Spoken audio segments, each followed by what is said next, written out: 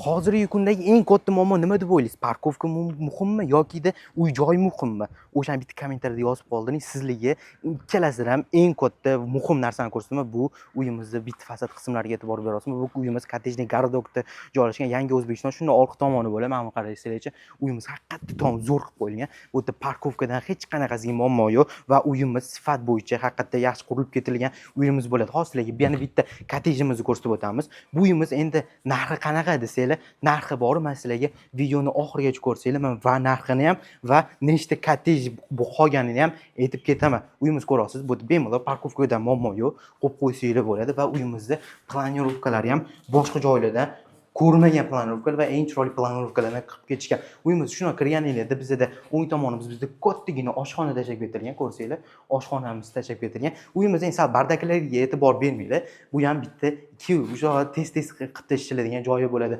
Birinchi qavat uchun общий bu sanuzul qismi va bu tomoni bizda birinchi qavat uchun bizda zal qismi bo'ladi. Zal qismini o'zini bu yerda alohida hovlisi bor. Ko'rsanglar, hovlisi kelinglar, bitta shu yerdan ko'rsatdik.